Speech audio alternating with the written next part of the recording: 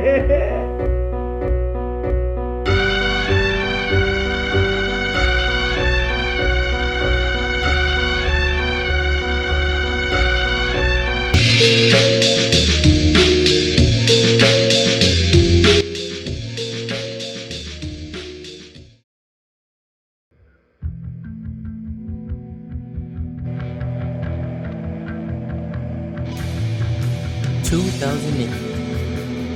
know what?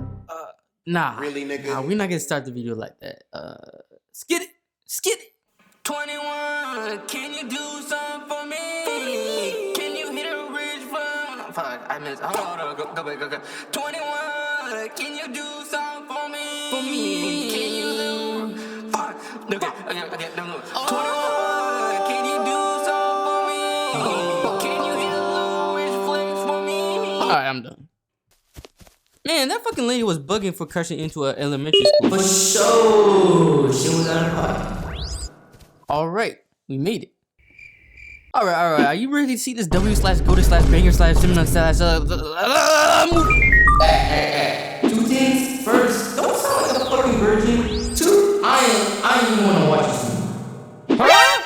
We're already here, and it's like the best superhero movie that came out this year. The Flash on the run starting as a villain in AK-47. It has potential. I'm not watching this bullshit. Plus, I've seen a lot of superhero films, and it's getting a little annoying. That's subjective, bro. Subjective? Bro, we're gonna watch a nigga put on a suit, beat up a bad guy, and win. That shit is overused. And movie studios keep doing this shit over and over. Now you put me in the spotlight, man. My bad.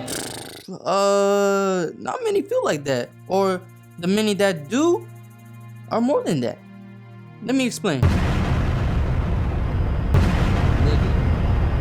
Being into comics, that is normal for me. Ever since I was little, I'm always looking into these stories and characters. Mostly Spider-Man because he's a generational icon. I gotta thank whoever came up with this idea. Oh. Fuck no. You know, I'm only into comics because of one thing. Sexual cartoons. And oh yeah, movies too. My earliest memory of me is 30% of being a kid and 70% of me watching Spider-Man 2 and a hint of Last Dance. Look, I'm grateful watching Spider-Man 2 and the other movies I watched. But all I gotta say is, why would you show your kid this movie? Damn, do you even know what Peter goes through in this film? And they showed this to youngins? But it doesn't matter because Dark Knight is great when you watch as a kid. I actually got a question for 2008. Did y'all fantasize the Joker back there? I'm just saying. Also, the X-Men movies, even though they produce some good shit, and then I feel like I grew up on bad superhero movies than good superhero movies. Pre-MCU. But I'm grateful for them. And that includes Wolverine Origins, Half of Spider-Man 3, the non-boring parts of Superman Returns, OG Foe, Ghost Rider, and this fever dream of a movie. Okay. Look, I know we're in the era where multiple properties can coexist as one, but don't forget where this genre came from, bro. Even further, don't forget, the X-Men franchise were trying to move like DC and the Marvel Universe, but they didn't went that far. But I'll always be grateful putting them scratchy ass CDs on and watch these films and others. Due to movie studios want nostalgia, these old movies can one day come back in the spotlight. There's only 2 studios that really run this shit with comic book movies. All the slamming shorties in the house say, yeah. Movie studios will put out this kind of movie and that kind of movie and so on. Just separately. Nothing to expand the brand, but I bet they were trying to make like a movie universe. But they always keep failing. Even though it seemed impossible to make a comic book crossover franchise, Marvel was in the lab cooking a film that's gonna change the game forever. It's crazy, before this film, and I mean this with no disrespect, this nigga was a B-list character. Iron Man?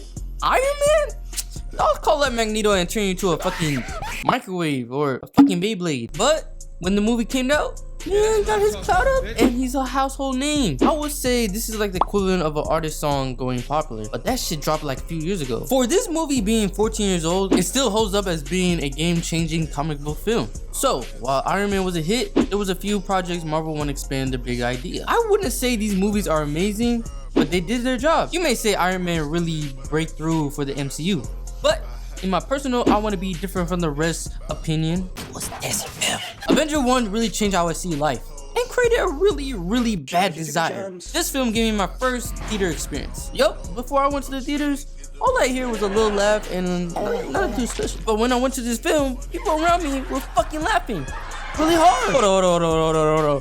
What is we doing? As the movie went on, the more the theater went louder and more hype. This is not a theater. This is a fucking soccer game. I didn't even know that we can clap during a movie. I thought that shit was illegal, but I guess not. However, I don't blame them because this movie was hella hype. And still, what this movie did was make my superhero love and took it to the moon. It really started the hype for more comic book movies, high budget movies like this. So what did they do next? They made more movies. They made more projects. They made more money. They made more bitches. They made more dog shit. I think the best thing Marvel do is grow. Because they can make a few misses and hits, but they always go in the film room, practice, get in shape, and listen to a little to the fans. I would also say they do good at making characters. Even though they got the blueprint from them source materials, but this motherfucker is too funny. They do a good job of getting these characters and they do the little collab. You can have whatever type of way you feel for these characters. You can feel for them when they grieve, and there's a lot of them. You can feel relatable to them, you can feel care from them, or just hate. But in my opinion, why these characters work is the setting of MCU. Marvel world building is amazing. By any means, I say they got the best world building in cinema history. Hold on. Replay that. They got the best world building in cinema history. Replay slower. They got the best world building in cinema history. Replay, but he said Ice Spice with it. Dude, do you hear this dumbass shit?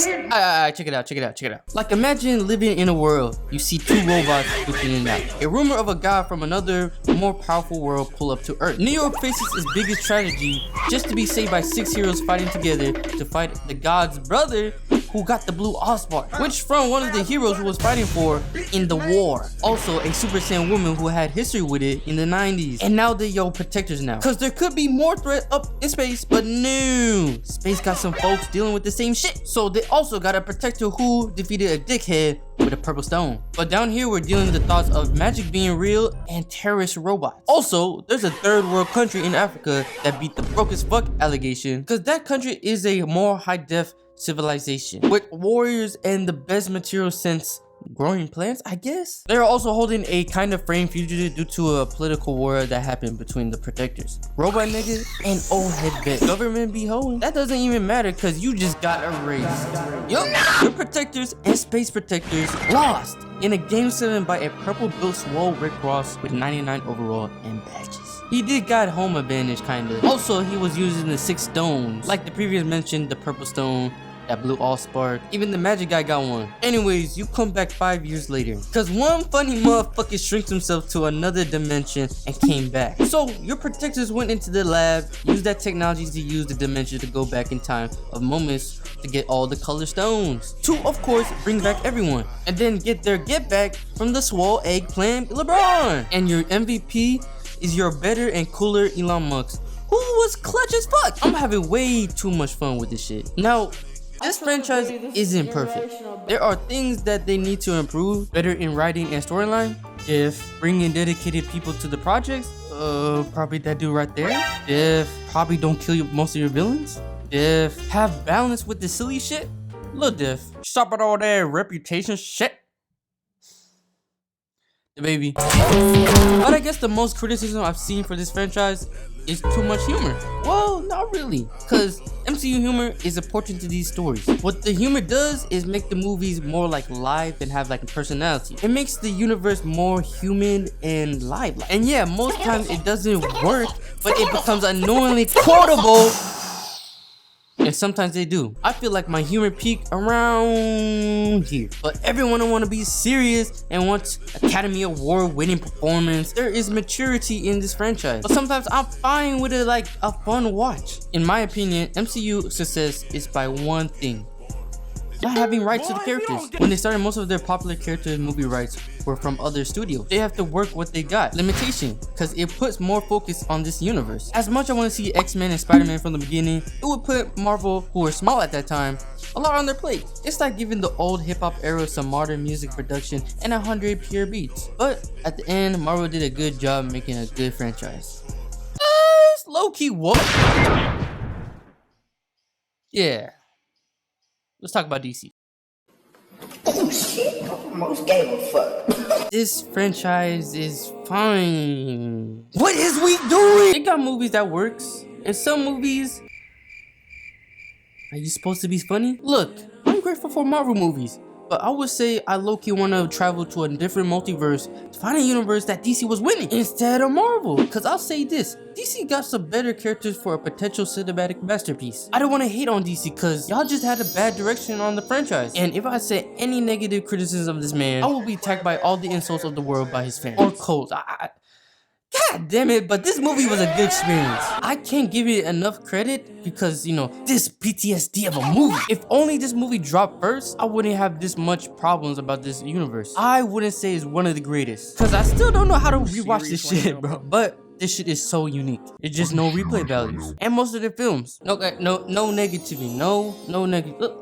Let's look at Batman. Let's look at Batman. This movie probably could change how we make superhero films in the future. And this could be a good franchise. If they can bring a little abnormal characters in, sure, some of y'all might think this movie is boring, slow, or woke, I guess.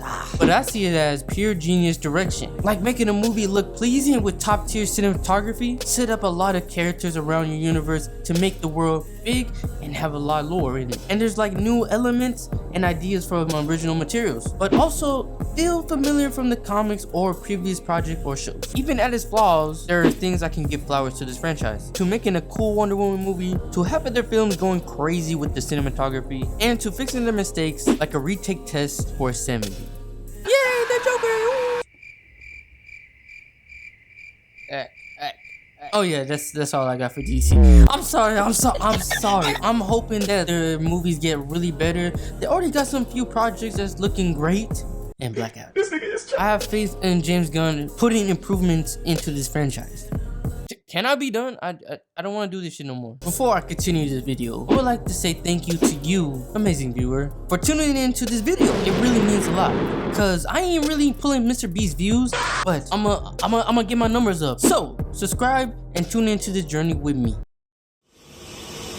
The value of a film that's like a theme park film, for example, the Marvel type pictures, where the theaters become amusement parks. That's a different experience, not cinema, it's something else. First of all, it's hard to make movies, period. You know, it has to be like a Marvel comic or, you know, some crazy... You have all these actors who have become famous playing these characters. Yeah. They're not movie stars. Captain America is the star. Right. Thor is the star.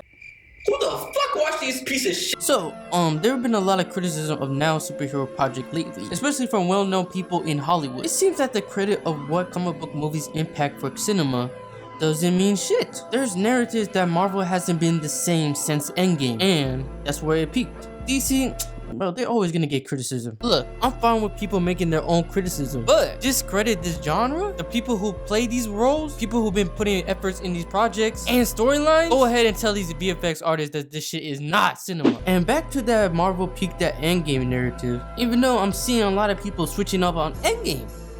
What? I believe Endgame and Marvel in general falling victim for being too popular, and so people trying to be different.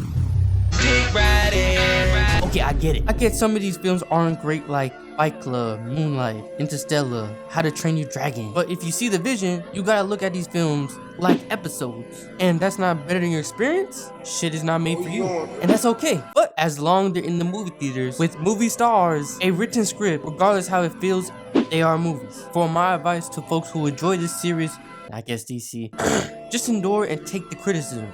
But stop fucking complaining. Most of them have like valid criticism, but there is just so many complainers, bro. Mainly Marvel fans. They always have problem with projects. They always have problem for upcoming projects. Even projects that even are announced. Look, y'all need to be grateful what you got. Cause we can lose this franchise at any moment. Actors could not come back, lots of money. Just imagine Toby and Andrew didn't come back and it would just 3 Tom Hollands in No Way Home. Thank the people for these studios for making this shit happen. Cause I'll tell you this. Marvel hasn't fallen off. It's still good business. It's still the #1. Come on, bro. Never broke again, Kevin Feige. I'm telling you. Shh, take your time, take your time, take your time. So anyways, put some respect on my name. Okay, you may not click with me. You may think the numbers ain't shit, the culture ain't shit, these people who work on these longevity of this entertainment storyline ain't shit.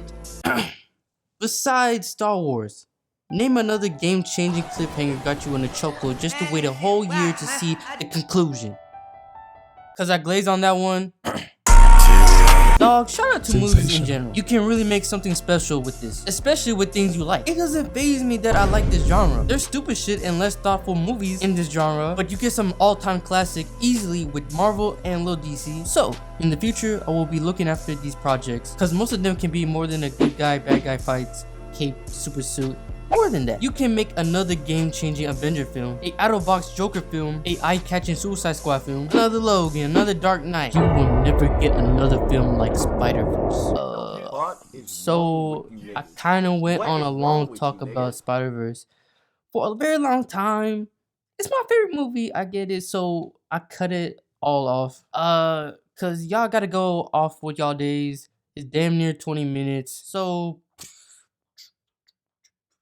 Let's finish this skit, guys. Let's do this.